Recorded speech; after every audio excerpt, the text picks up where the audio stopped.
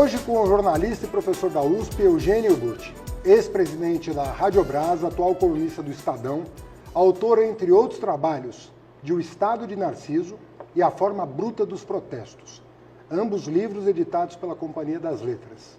Boa noite, Eugênio. Boa noite, Fernando.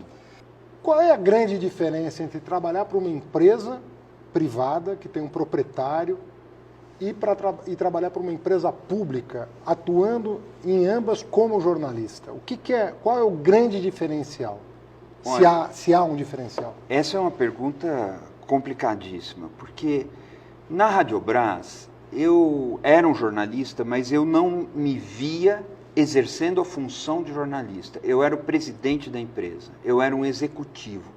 Portanto, eu não desempenhava funções de editor ou de jornalista nas redações. Nós tínhamos um planejamento muito complexo, elaborado na ENAP, que é a Escola de Administração Pública, Escola Nacional de Administração Pública, e tínhamos planos específicos, missões para cada um dos programas, para cada uma das emissoras, e tínhamos aí equipes e jornalistas e editores incumbidos de desempenhar as funções jornalísticas. Eu não apenas não entrava nas funções, eu não fazia edição, não fazia a pauta, não ditava a pauta, como impedia que pessoas de fora dessas funções, inclusive do governo, tentassem interferir nessas pautas. E, em parte, eu fui bem sucedido.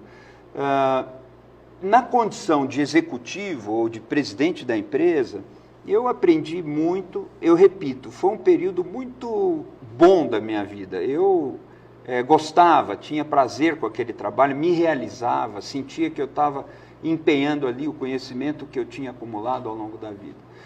O que você espera de um jornalista nessas duas posições? Quando você dá aula e alguém te pergunta, olha, um jornalista é jornalista em todo canto, ou ele tem que ter alguns cuidados quando ele está numa empresa pública que eventualmente sejam diferentes, não estou dizendo melhores ou piores, mas diferentes de quando ele atua numa empresa privada. A atuação do jornalista, enquanto tal, do ponto de vista dos princípios que ele tem que observar, das diretrizes, da conduta, ela difere, ela tem alguma mudança entre uma coisa e outra? Ela tem mudança entre redações comerciais, entre umas e outras, e no governo também. Isso é muito confuso no Brasil e eu te explico rapidamente por quê.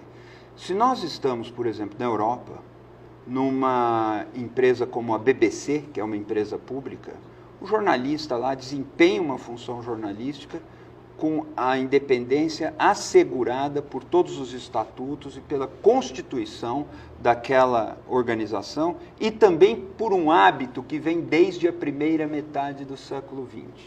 É uma cultura estabelecida... Quase 100 anos. Quase 100 anos, uma cultura estabelecida de independência jornalística e independência editorial. No Brasil, nós não temos esse tipo de coisa. Indo de novo para o exterior, se você pega um exemplo como o New York Times, ou a revista The Economist, ou a redação da BBC, as redações da BBC, a experiência jornalística tem muito em comum. Muito em comum. Muito em comum.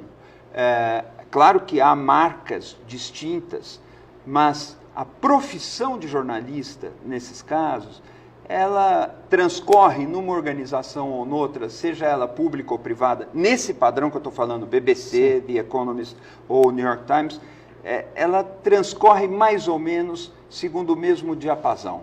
No Brasil, nós não temos uma empresa pública de comunicação realmente independente. Então, elas são muito dependentes, porque não são independentes, elas são dependentes do humor dos mandatários, do humor dos que ocupam cargos no executivo. Se eles são mais cultos, se eles são mais preparados, mais civilizados, no melhor sentido da palavra, nós temos um ambiente mais propício a um conteúdo mais inteligente, mais crítico. Se não são, eles atropelam, como um tanque de guerra, qualquer princípio que norteia a profissão de jornalista. De outro lado, na iniciativa privada, nós também não temos redações independentes. São pouquíssimas as redações que nós podemos dizer, no mercado brasileiro, que são tecnicamente independentes. Tecnicamente independentes. São pouquíssimas. O que é tecnicamente independente? São empresas que geram recursos suficientes para financiar uma operação jornalística autônoma. E empresas dirigidas por pessoas que têm clareza de que, produzindo conteúdo responsável, sério, atraente, interessante, ele gera mais recursos, gera mais lucro para o seu negócio e as coisas vão bem. Nós temos poucas empresas jornalísticas no Brasil que, por exemplo, não dependem de uma fatia considerável na receita publicitária de verba pública, do governo como anunciante. Então, são o quê? 5, 6 redações. Eu estou falando de Folha de São Paulo, estou falando de o Estado de São Paulo, o Globo, as redações de grandes emissoras, jornais regionais importantes, como o Zero Hora, no Rio Grande do Sul, mas são poucos. A imensa maioria das redações brasileiras dependem, para começar, do Estado anunciante. O Estado é um dos maiores anunciantes no Brasil. Então, se o prefeito achou ruim e contar alguma coisa para o governador, já tem uma quebra de receita naquele mês, naquela pequena emissora de rádio, naquele pequeno jornal, e o sujeito não consegue pagar o salário no fim do mês. Eu acho completamente natural que o dono de um veículo de comunicação tenha as suas ideias. E por isso que ele as expressa, em geral, em editoriais. Ele diz lá o que ele pensa a respeito de um determinado fato, uma determinada proposta, uma determinada ação governamental ou de uma empresa. Enfim, ele tem um espaço garantido para expressar a opinião do jornal, portanto, dos proprietários do jornal ou do comando do jornal. Mas quanto você acha que essa opinião no Brasil, de alguma maneira, acaba se refletindo nas reportagens? Ou seja, até que ponto não existe ainda, mesmo em empresas que tenham um amadurecimento econômico maior, ainda não há um amadurecimento político que consiga respeitar essa separação com clareza. Nós pensamos assim, mas os fatos são esses. E os fatos foram apurados com toda a imparcialidade, foi respeitado o direito do leitor a conhecê-los em toda a sua integridade. O que você está dizendo é possível esperar e é possível querer, e como cidadão é possível até exigir. Eu faria algumas notas. A opinião que sai no editorial de um jornal não é necessariamente a opinião do dono. Isso é difícil explicar. A opinião que sai no editorial do jornal, vamos pensar o Estadão, por exemplo. É a opinião vinda de uma tradição aí de mais de 150 anos, é o quê? O Estadão é da segunda metade do século XIX. São algumas décadas, tá certo? Mais de até um hoje. século.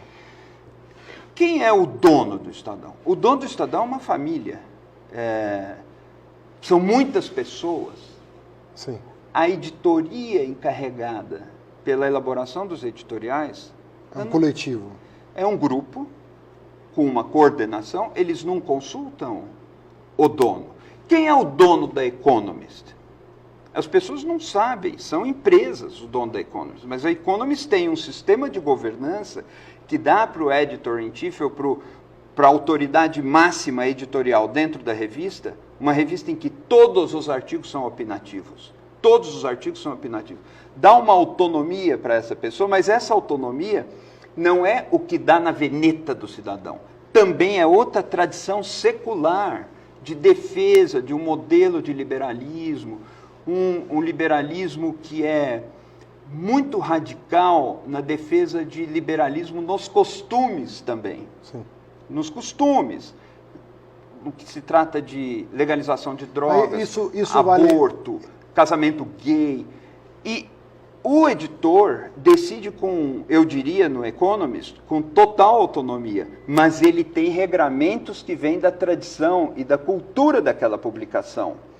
Isso é muito importante entender, que não é o dono que chega lá e vai falando o que vai fazer. Mas isso vale por uma empresa familiar, por exemplo, como a Rede Globo, tem 3 donos. É diferente, é diferente. E aí, como funciona? A tradição da Globo, enquanto o Roberto Marinho era o comandante, há registros publicados, sabidos. Eu não estou aqui dizendo de nada que não seja público. Havia uma interferência direta do dono, Roberto Marinho, nas coberturas. Eu gosto de lembrar uma declaração de Roberto Marinho, que eu considero um dos homens de comunicação mais talentosos do século XX, talvez o mais brilhante do Brasil no século XX. Não vai aqui nenhuma restrição pessoal contra ele, mas ele interferia e ele comandava de forma assertiva o que ia ser publicado ou não. E há uma entrevista dele publicada no Jornal da Tarde em que ele diz, com todas as letras, sim, nós promovemos a eleição do Collor e tínhamos razões para esperar que ele fosse melhor do que foi, etc. Em final dos anos 20, começo dos anos 30, Roberto Marinho tem mais ou menos uns 25 anos.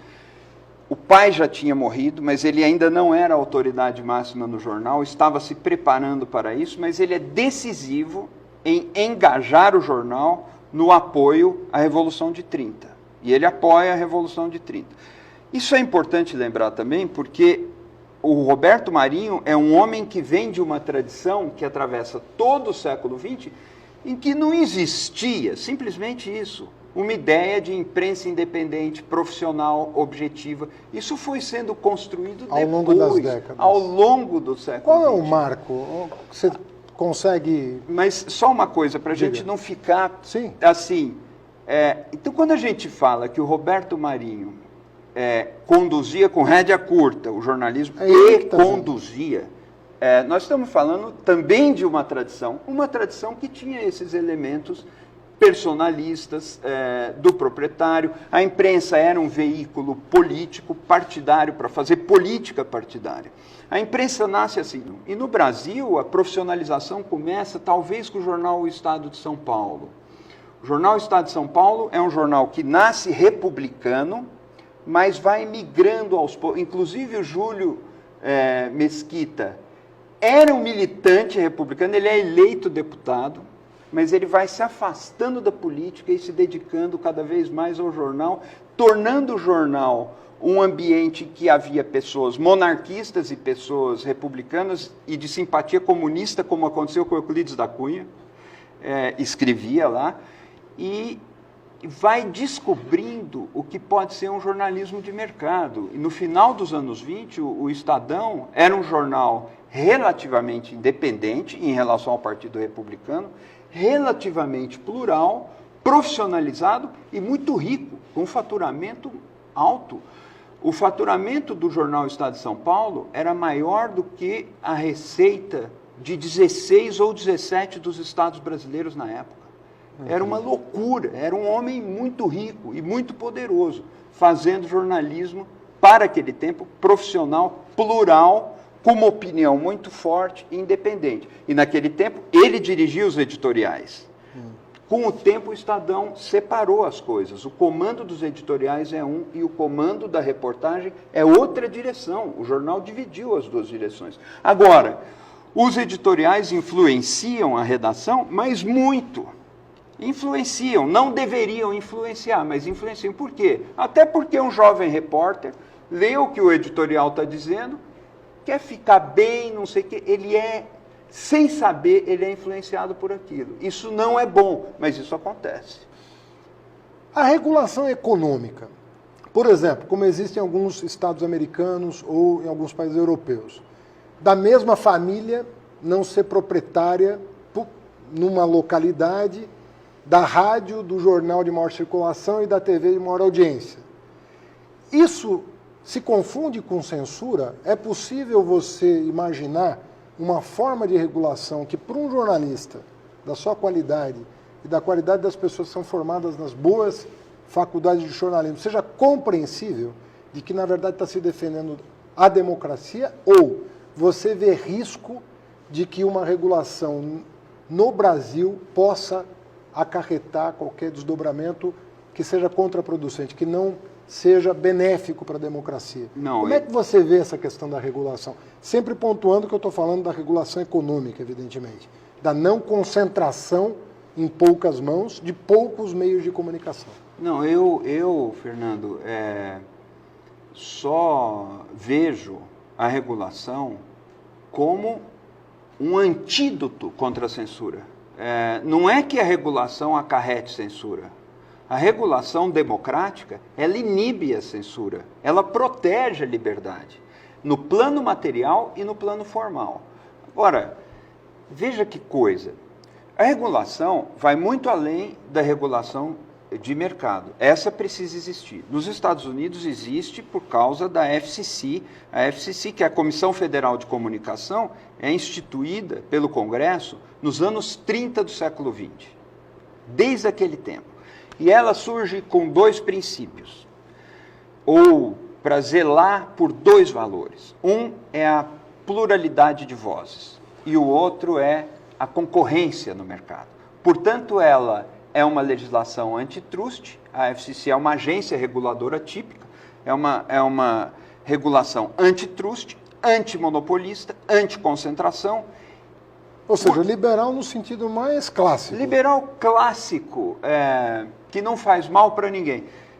Ela, ao defender um mercado que não seja monopolista nem oligopolista, ela defende a concorrência e, com isso, também defende uma propensão do debate público na direção da diversidade, da pluralidade. São os dois valores. Por isso que ela combate a propriedade cruzada dos meios de comunicação. O que é a propriedade cruzada dos meios de comunicação? O cara é dono do maior jornal, da maior emissora de rádio, da maior emissora de TV, do maior... De um estado, por exemplo. De uma cidade. Numa cidade. Até numa cidade. Numa cidade. Então, isso significa claramente que uma única empresa pode reunir condições de controlar o debate público naquele lugar. Vamos imaginar um mundo sem internet também. Sim. Então, nesse sentido, a regulação americana, cujos princípios aparecem também na Ofcom britânica, aparece na legislação francesa, aparece na Alemanha, esses princípios são óbvios, eles são autoevidentes. Isso não apenas não é censura, como inibe a censura.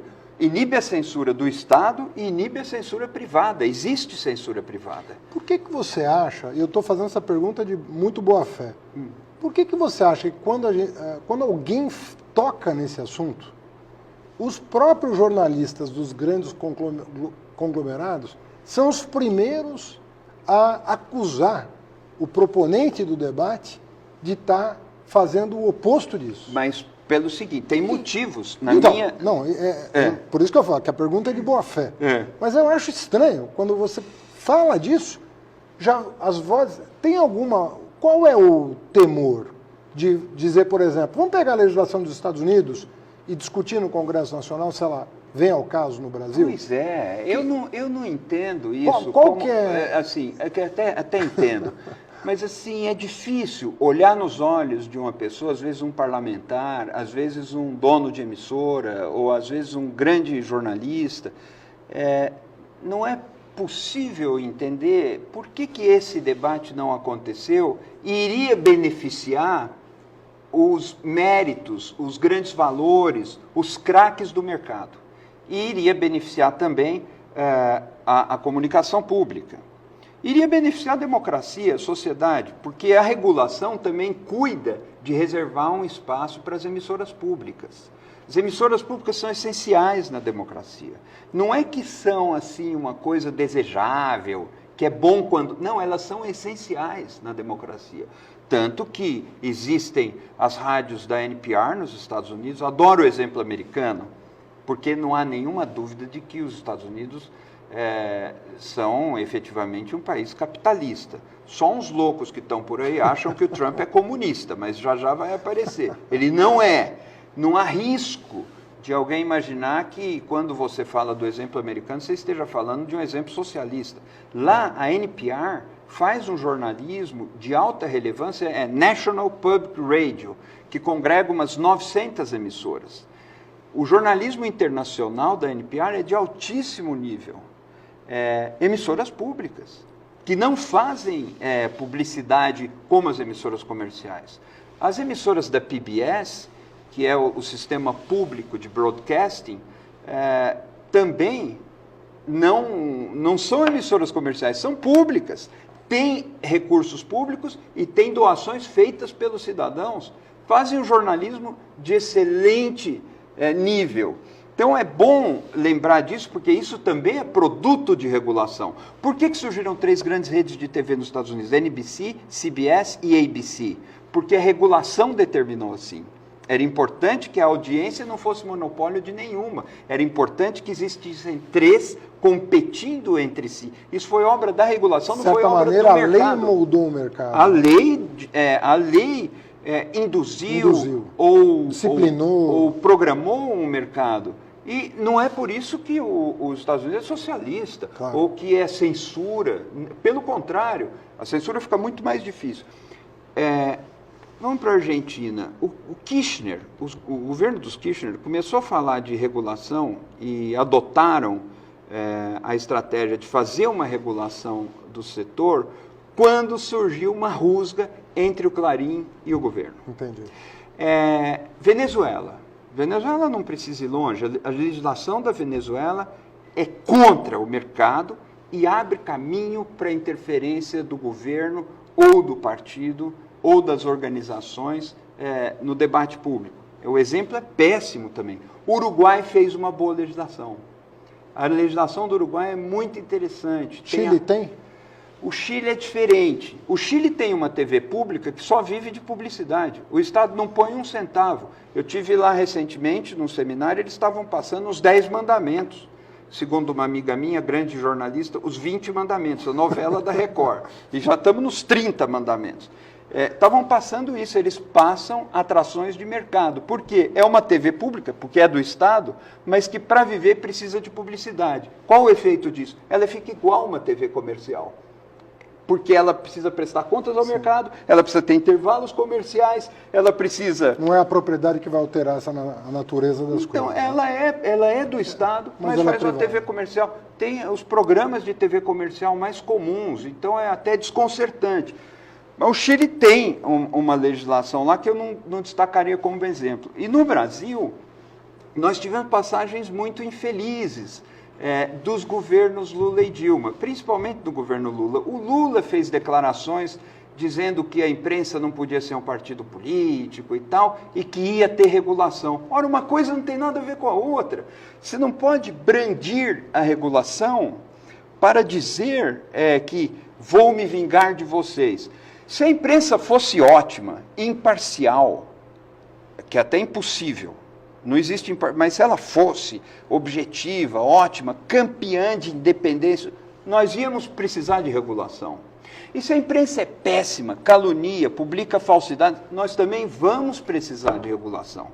O comportamento da imprensa não tem nada a ver com essa necessidade que é estrutural do mercado numa sociedade democrática. Precisa de regulação. Não é porque é bom ou ruim, mas os discursos do Lula às vezes fizeram essa associação. Nesse sentido, eu acho que as pessoas que recusam a regulação estão mal informadas, em geral. Mas nesse sentido, o Lula estimulou com certos discursos esse temor. E isso foi muito ruim. O que se passa no Brasil que as coisas são tão contidas? Olha, talvez isso incomode um pouco uma pessoa que... Percebe? Você fala, por que não tem pluralidade, né? Assim, o que se passa? São poucos os momentos. Se nós pegarmos o Globo, a Folha e o Estadão, acontecem momentos em que eles têm inclinações díspares, bem centrífugas. Por exemplo, impeachment da Dilma, a Folha defendia a renúncia da Dilma e do Temer. O Estadão defendia uma outra coisa e o Globo defendia outra coisa diferente. E acontecem momentos assim, mas na maior parte do tempo há uma espécie de afinação. Alinhamento, assim, né? não é um alinhamento porque ele não é concertado, né? Ele não tem uma reunião em que eles... Mas é um processo. É um de aproximação, assim. Como se os fundamentos dos três coincidissem. E eles... Então, se dá mesmo esse efeito de que nós não temos uma diversidade como seria desejável. A diversidade de vozes da sociedade brasileira não se traduz na diversidade de vozes da imprensa que realmente conta no Brasil. Então, isso é um problema. Em parte, isso vem dessa mentalidade censória, né? Quem diz, aliás, a primeira vez que eu li que no Brasil a imprensa nasceu depois da censura é um livro do professor Luiz Milanese, O que é Biblioteca? E ele reconstitui a vinda da família real, vem as 3 censuras que existiu em Portugal e vem também a imprensa régia. Mas quando sai o primeiro jornal publicado no Brasil, que é em junho de 1808, Gazeta do Rio de Janeiro, que era um diário oficial, as casas censórias ou a censura régia lá já estava funcionando. Já estava... É muito impressionante. Ela já vem funcionando. E o primeiro jornal independente do Brasil é publicado em Londres, que é o Correio Brasiliense, era um mensário, um livrinho feito pelo Hipólito José da Costa, mas entrava no Brasil de contrabando, já em 1808, vai até 1822. Essa origem da imprensa brasileira, ela também não favorece, porque no Brasil o Estado pôs a imprensa. No Brasil, o Estado fez a sociedade civil. Você estava citando o exemplo dos Estados Unidos. Nos Estados Unidos, o Estado aflorou da imprensa. Todas as determinações da Federação Americana, a ratificação do Pacto Federativo é um produto de textos publicados nos jornais que são endereçados aos cidadãos. Endereçados aos cidadãos, os Federalist Papers, que hoje são a pedra fundamental do pensamento político dos Estados Unidos, escritos por 3 grandes homens que assinavam com pseudônimos. Eram anônimos esses textos. Foram publicados nos jornais. E nos jornais, pelos jornais, eles convenceram as pessoas que tinham atuação política e assim foi ratificado o Pacto Federativo. O Estado nasceu da imprensa. O Brasil é o oposto. Então, tudo isso precisa ser levado em conta. Mas há um dado a mais que precisa ser levado em conta também, que eu diria é uma infelicidade das vozes divergentes do nosso tempo. Na ditadura nós tivemos Pasquim, que é um fenômeno, é uma coisa maravilhosa ter existido, que está fazendo 50 anos agora. Na ditadura, a imprensa alternativa cumpriu um papel importantíssimo. Sim. Hoje nós temos pouco. E o pouco que nós temos reproduz os vícios piores de uma imprensa tradicional dominante. Adriano, deixa eu te fazer uma última pergunta. O Otávio Frias Filho, poucos meses antes de falecer, ele publicou um artigo que me pareceu corajoso. Já sabia que estava doente, estava lutando pela vida. Se eu não me engano, o título do artigo, se não o título logo na primeira linha, ele falava: jornalismo, um mal necessário. E nesse artigo ele recupera, de alguma maneira, argumentos que vão do Pulitzer, ele próprio, até argumentos da escola de Frankfurt, Adorno e Horkheimer, falando dos limites intrínsecos ao jornalismo, dos limites dele próprio, essenciais do jornalismo. O quanto para você isso é verdade, o quanto para você isso é superável? O que é o bom jornalismo? Qual é o limite do bom jornalismo? Até onde ele vai? Bom, você mais uma vez vai me fazer uma pergunta que eu não sei como sair disso. Começando pelo Otávio, uma figura brilhante que eu conheci, você conheceu também, sabia fazer uma agulhadinha com muita elegância, muita inteligência, muita ironia, e tinha uma visão, eu acho, muito apurada do jornalismo. Ele aprendeu muito jornalismo, sabia ensinar muito bem jornalismo. Eu organizei um curso no qual o Otávio deu uma aula foi brilhante.